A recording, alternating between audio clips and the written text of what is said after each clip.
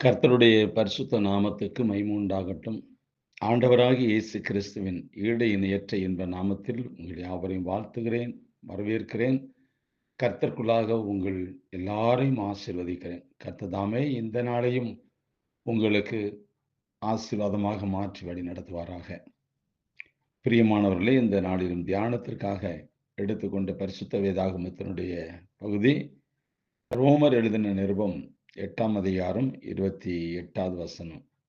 அன்றியும் அவருடைய தீர்மானத்தின்படி அழைக்கப்பட்டவர்களாய் தேவனிடத்தில் அன்பு கூறுவர்களுக்கு சகலமும் நன்மைக்கு ஏதுவாக நடக்கிறது என்று அறிந்திருக்கிறோம். அன்றியும் அவருடைய தீர்மானத்தின்படி அழைக்கப்பட்டவர்களாய் தேவனிடத்தில் அன்பு கூறுவர்களுக்கு சகலமும் நன்மைக்கு ஏதுவாக நடக்கிறது என்று அறிந்திருக்கிறோம்.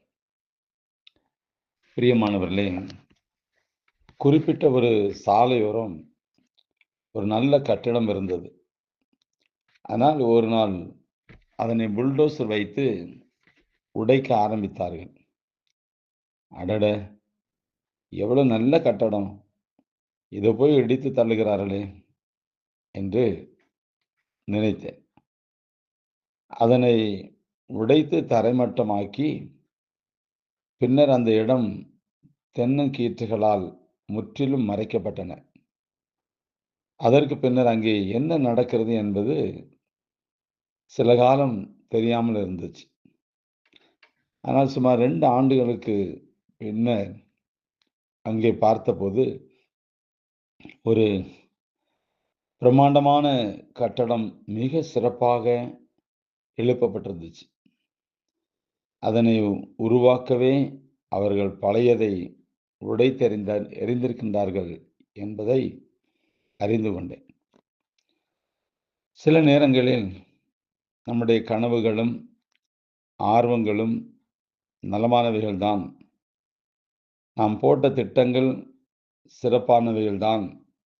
ஆயினும் தேவன் அவைகளை உடைந்து போக விடுகிறார். நம்முடைய அபிலாசைகளை நிறைவேற்றாமல் அது போகிறது. முயற்சிகளையும் பிரயாசங்களையும் பலனற்று போக செய்கின்றார்.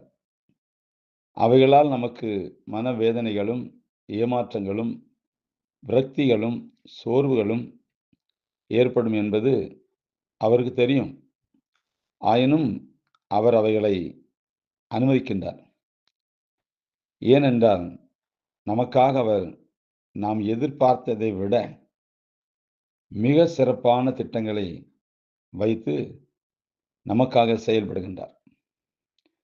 அவை இப்போது தெரியாது, பின்னர் தெரியும். தேவன் மேல் விசுவாசம் வைத்து அவருடைய வழியில் நாம் நடப்பது உண்மையானால் இந்த உடைவுகளுக்கு பின்னால் ஏதோ ஒன்று தேவனால் நன்மையாக உருவாகி கொண்டிருக்கிறது என்பதுதான் நிச்சயம்.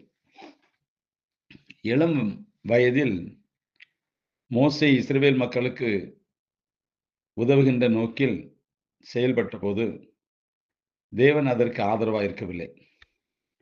அந்நல்ல நோக்கத்துடன் செய்ய விரும்பிய ஒன்று நிறைவேறாமல் போனது.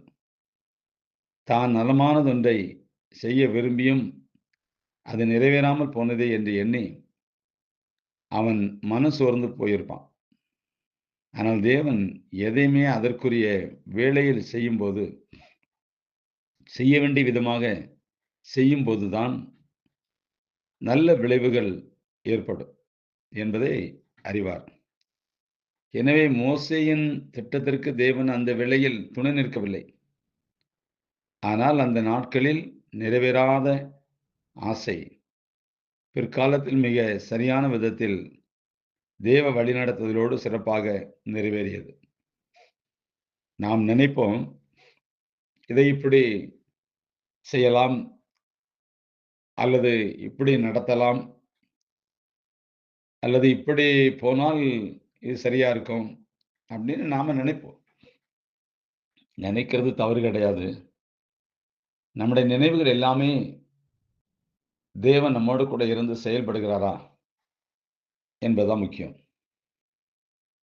கர்த்தருடைய பிள்ளைகள் அவரால் அழைக்கப்பட்டவர்கள், தேவனிடத்தில் அன்பு கூறுகிறவர்கள். அப்படிப்பட்ட தேவ பிள்ளைகளுக்கு எது நடந்தாலும் அது நன்மைக்கு எதுவாக தான் நடக்கும். தீமையா நமக்கு தோன்றினாலும் அதனுடைய பின் விளைவு ஒரு நன்மை இருக்கும். ஒரு முறை ஒரு ஒரு கதை ஒன்று உண்டு. அதை நான் அடிக்கடி பயன்படுத்துவது உண்டு. ஒரு எஜமான் ஒரு நல்ல குதிரையை வளர்த்தான். நிறைய குதிரைகளை வளர்த்தான். ஆனா அதுல ஒரே ஒரு குதிரை தான் சவாரி செய்து தனக்காக அதை பயன்படுத்தும்படியாக அதை நல்லா குட்டியிலிருந்து நல்லா வளர்த்தான். அந்த குதிரை அவனுக்கும் உண்மையும் உத்தமமா இருந்துச்சு. திடீர்னு ஒரு நாள் அந்த குதிரை காணாம போயிடுச்சு. எஜமான் மேல அவ்வளோ அன்பு, எஜமானுக்கு அதுக்கு மேல அவ்வளோ அன்பு. கடைசியில அந்த குதிரை காணாம போயிற்று.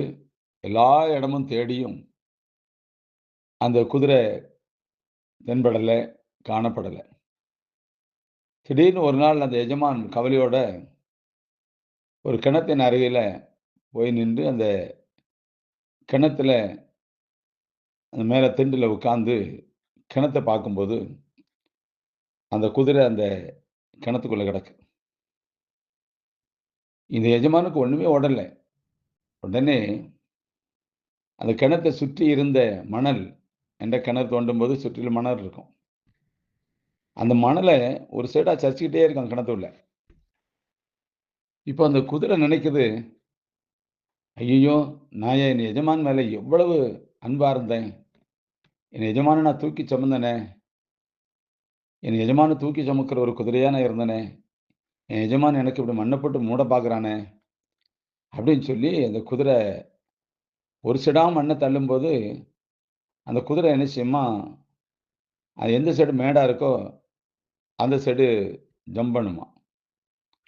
இப்படி 4 திசைகளிலும் இருந்த மணல எஜமான் அவ்வளோ மணலையும் கிணத்துள்ள தள்ளிட்டான்.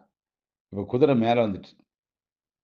குதிரை மேல வந்து ஜம்ப் பண்ணிச்சு. இப்ப குதிரைக்கு ஒரே சந்தோஷம். எஜமானுக்கு சந்தோஷம். எஜமான் தான் செய்தது அவனுக்கு சரியாக தோன்றினது. ஆனா குதிரைக்கு ஆரம்பத்தில அது புரியல. நம்ம எஜமானுக்கு நம்மள கிணத்துல மண்ணோடு இப்படியே போட்டு மூட போறாரேன்னு பார்த்தது. அந்த மண்ணு தான் அந்த குதிரைய மேல கொண்டு வருவதற்கு காரணமா இருந்துச்சு. அன்பார்ந்தவர்களே, நம்முடைய வாழ்க்கையிலும் இப்படித்தான் சில நேரம் நடக்கும். நாம நினைக்கிறது ஒண்ணு, நடக்கிறது ஒண்ணா இருக்கும். அதிலயும் பார்த்தீங்கன்னா, நம்மட்ட நிறைய திட்டங்கள் இருக்கும். எல்லா திட்டத்துக்கும் தேவன் ஒத்துழைக்கிறார் என்று நாம் சொல்ல முடியாது. அதனால கர்த்தரிடத்தில் அன்பு கூறுகிறவர்களுக்கு சகலமும் நன்மைக்கு ஏதுவா தான் நடக்கும். வாழ்க்கையில இதெல்லாம் என்னுடைய வாழ்க்கையில நான் அனுபவப்பட்டது தான். ஒண்ணும் தீமைக்கு நடக்காது.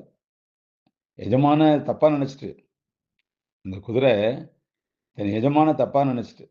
ஆனா, வெளிய வந்ததுக்கு அப்புறம் தான் தெரிஞ்சது, எஜமான் என்ன காப்பாத்துறதுக்குலாம் அவ்வளோ மன்னிச்சு கஷ்டப்பட்டு சரிச்சிருக்காரு அப்படின்னு தெரிஞ்சது.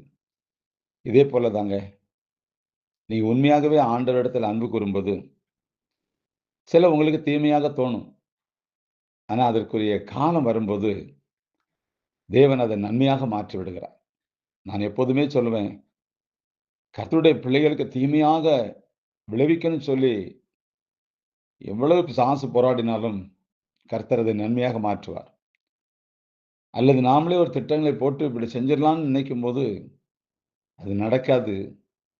ஆனா தாமதமாகும். அன்பார்ந்தவர்களே, இந்த அருமையான காலை வேளையிலும் நடந்துவிட்ட தீயதையே நினைத்துக் கொண்டிருப்பவன், நடப்பதற்கு வாய்ப்புள்ள நல்லதையும் இழந்து போகிறான். மறுபடியும் சொல்றேன். நடந்துவிட்ட தீயதையே நினைத்துக் கொண்டிருப்பவன், நடப்பதற்கு வாய்ப்புள்ள நல்லதையும் அவன் இழந்து போகிறான். அதனால நடந்ததை மறந்துவிட்டு, தேவன் என்னை எப்படி நடத்துறார் அப்படின்னு சொல்லி, தேவ சமூகத்துல ஒப்பு கொடுத்து அமர்ந்திருந்து, நாம் பயணிப்பது ரொம்ப ஆசீர்வாதமா இருக்கும். பிரியமானவர்களே, நம் தேவன் நம்மை கைவிடாத தேவன். அவர் கைவிட மாட்டார். மனுஷர்கள் கைவிடலாம். கணவன் கைவிடலாம், மனைவி கைவிடலாம், பிள்ளைகள் கைவிடலாம், உறவுகள் கைவிடலாம். ஆனால் தேவன் ஒருபோதும் அவரை தேடுகிற பிள்ளைகளை கைவிடவே மாட்டார். நிச்சயமாகவே பிரியமானவர்களே, சில நேரங்கள்ல நம்ம கைவிட்ட மாதிரி தெரியும். ஏன் இந்த காரியம் எனக்கு வாய்க்கல? தேவன் என்னோட இருக்கிறாரா? இல்லையா? அப்படிங்கிறதெல்லாம் தோணும். ஆனால் காலம் சற்று கடந்து போகும்போது தான் தெரியும். தேவன் நன்மைக்கு எதுவாக என்னை நடத்தியிருக்கிறார்.